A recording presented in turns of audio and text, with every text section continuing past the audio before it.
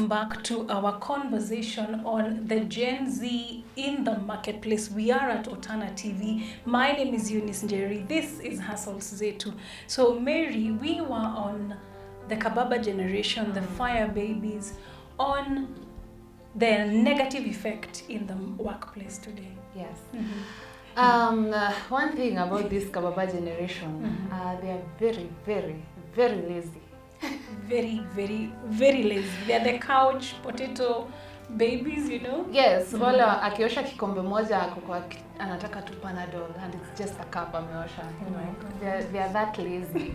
So and unfortunately they have to make money. They do.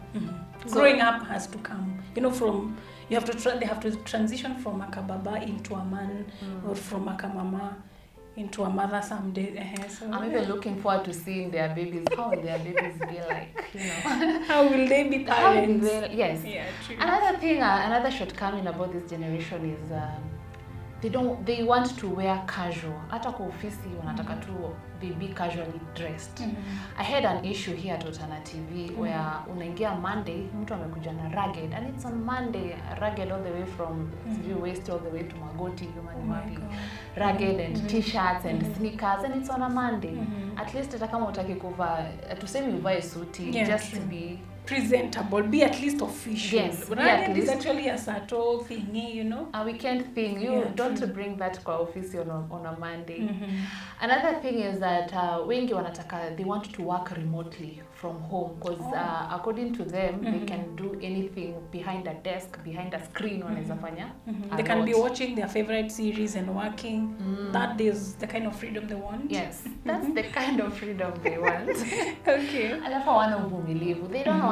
They don't know how to persevere. If an environment is not favoring them, if it's it doesn't satisfy what they want or what they are looking for in terms of the amount of money they are making, wanatoka tu wanaenda. Do they even like properly resign, like hand in a resignation letter? But they just walk out and say, they don't know how to write a CV ni hawawezi kujua the proper way of resigning. Yes, and they're like, hey boss, deuces. then they leave, you know. And they leave, wow. Yeah, but at the same time, you know, I sijui kama they are willing to learn. Do you think it's an attitude problem? Because I can imagine these are the people that grew up with house helps, like their mother, their father, and then they have a house help.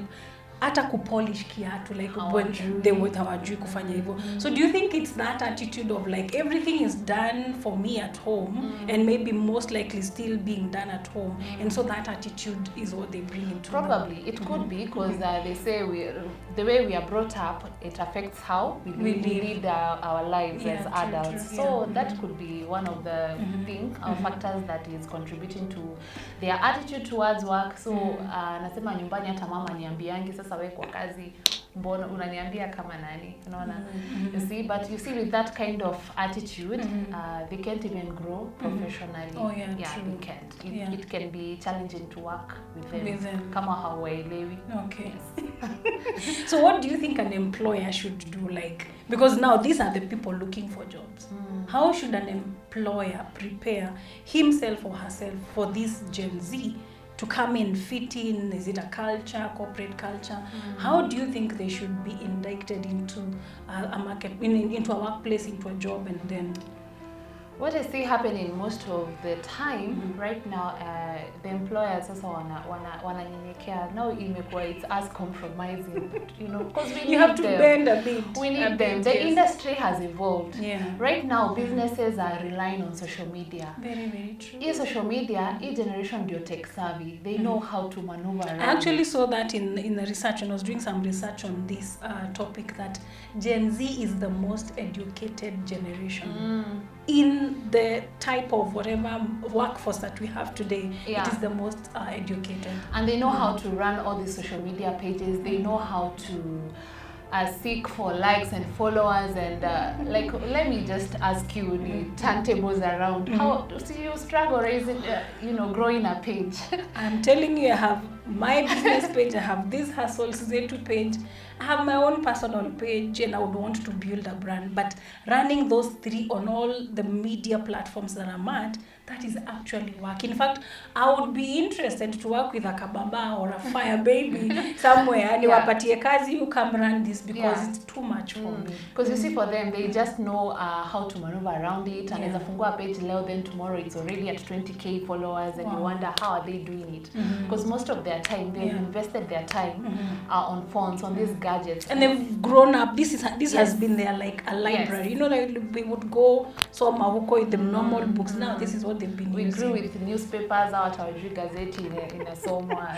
Wamepata Citizen Digital and other platforms, you know. Yes, you know, hata huko kwa ofisi, the people wengi out and generation tunaongelea, and you'd find I have someone is anakuja asubuhi, then anachukua gazeti, and you think like, oh, this is different, anataka kusoma, but asomi anataka the puzzles huko mwisho, hizo tu ndo anachukuanga za gazeti. You know, they just love, I don't know if challenging their minds. That's just how they are.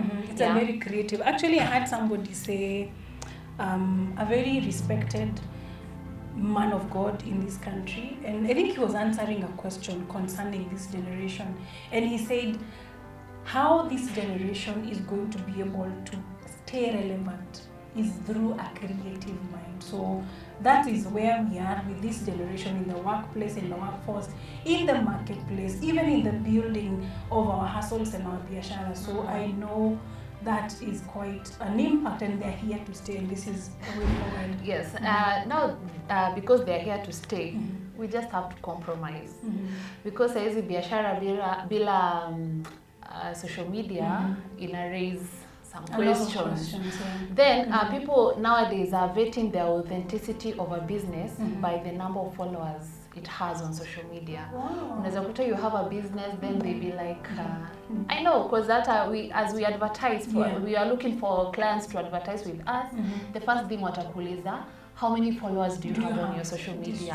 How many subscribers do you have on YouTube? You see, so it has changed. The marketplace has changed overall. So it's high time I think we compromise to millennial to embrace. This is actually, it's called adaptability. Yes. We should adapt it to what is actually happening. Yeah. So with this generation, what kind of hustles do you think would pay this generation that is so creative? Like, you know, maybe you've come across a few and you want to share. Right now for the hustles, because Omenyesha, their interest is in technology and these devices. Content creation, it pays. That's why you see wengi wameingia TikTok, and every other day they are asking us, hey guys, subscribe to our YouTube channel. You know, tap that what's to do for a notification, you know, they do all that. And unaona mtu anapost a picture, then with one like, ako very sad. Like, actually, no, that's the other bit of it. Like, you know, there's a social media effect negatively, because imagine you posted na hakuna like ama kitu. How do you think this affects them? Like, yeah, it affects them. Unapata now they translate to living a lie. Oh yeah. To live in a lie, and that because wanaona a friend amepiga picha maybe in a yacht, so hata mimi na amepata like 2000, the pressure. So hata mimi nataka hizo pesa za haraka ndio ni hata mimi nipige picha kwa yacht nipate hizo likes and follows. So it's affecting them negatively without even them knowing about it. Unaweza pata mtu tu ako very very sad na it's something maybe on social media. Aliona beshte yake ako Mombasa and they have like 57, you know, whatever amount of followers. Sasa cause one, how do they even get to Mombasa? How do they even get a good camera phone? I have a lady, actually, I don't know that her category is that, and I know she has really been affected, very affected by not having a proper phone, and she has actually been waiting for her to get a proper phone for her to be able to make money. How can you advise a young lady a young kababa somewhere who does not have a very nice phone, but they must hustle to be able to earn or maintain a lifestyle that they see a friend of theirs post, and I don't know, how do you think they can tackle that? I think first we go wrong by comparing ourselves with others.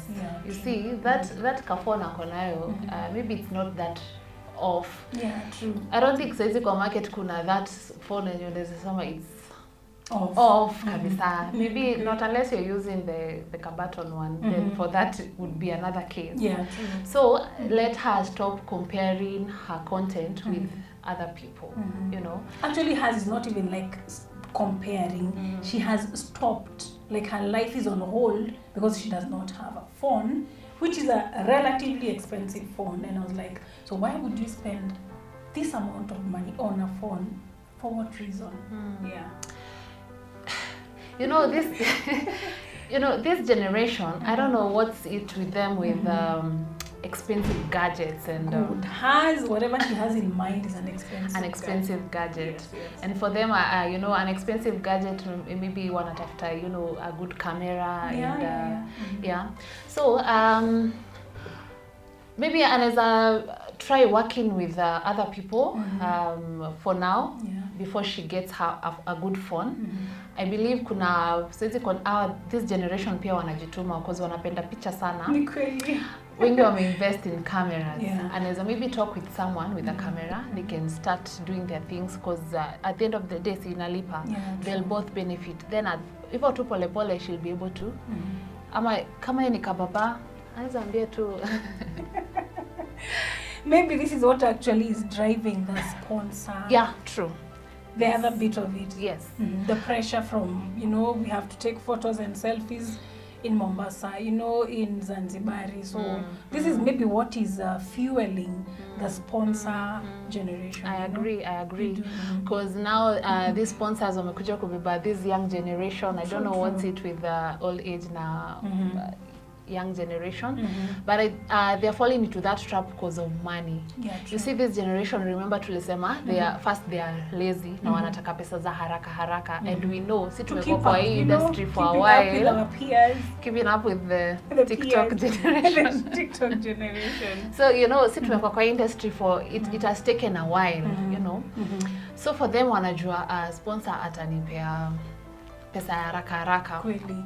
You know, so unapata wana fall into that trap ya sponsors because wanataka hiyo pesa ya haraka. They don't want to put in that effort. They can work. Yes, they don't know they can work to earn what they want. They can someone can work to earn a good laptop. You can work to earn a good phone, a good camera. But sasa you have to work on yourself first because you can't go to maybe a market, not a marketplace, a workplace with that environment ya siwezi ambiwa kitu, with that environment ya you can't even scan a document. Huwezi enda kwa a workplace with that kind of an attitude and you expect to stay long enough to make money so that you're able to afford this gadget. So your parting shot, look at the camera and tell us what you would tell this Gen Z that is coming into the workplace today and how you would advise one who is aspiring to be a media personality, a journalist, and maybe hopefully managing a station like you are doing. Yes. What I would like to tell this generation is life doesn't come easy. Hata kama ulizaliwa with a silver spoon in your mouth, you still have to put in that extra effort to live that life that you want to be. Remember, hata your parents, when you compare that kind of life, they had to put in some extra effort for you to live that life. So mali uko right now, just ask yourself, what kind of foundation are you laying down for the babies you're going to bring forth? You know, so let us put aside that attitude ya laziness, that attitude ya siwezi ambiwa anything. Let us put that aside. If it is pride, let us swallow it, because life also learn how to seek advice, seek counsel from the other generation wamekuwa in this lifetime for a while. So learn to seek counsel, learn to seek advice from them. Kama ni hiyo CV you are not sure how to go about it, wacha kudepend on Google, because hata kuna hiyo instance pia unapata mtu download like a whole template from Google yetu ni kujaza amejaza. So you know, try, ask someone. We have lecturers, we have parents, we have older siblings. We can try asking them for you know, advice from them. Ndio tuweze kuingia kwa hii marketplace, this workplace without experiencing all these fire babies and the kababas attitude kwa workplace, because yeah, we need you as much as you need us. We need each other. We need each other. We need to complement each other for this industry to work. Wow, wow. Thank you so much. So I hope you have heard, if you're a fire baby, if you're a kababa somewhere, if you are in the Gen Z age gap, the workplace is changing, but we need you people, we need you to adopt to that generation that you have found, so that it is a harmonious workplace. So to the kababa and the fire baby generation, the workplace is a serious place. We need this generation Z to be able to adopt into the structures and organizational culture that they find in our workplace. I believe that we can all harmoniously work with across all generations and bring productivity in our workplaces. So my name is Eunice Njeri. This is Hustles Z2. Let your light shine in the marketplace.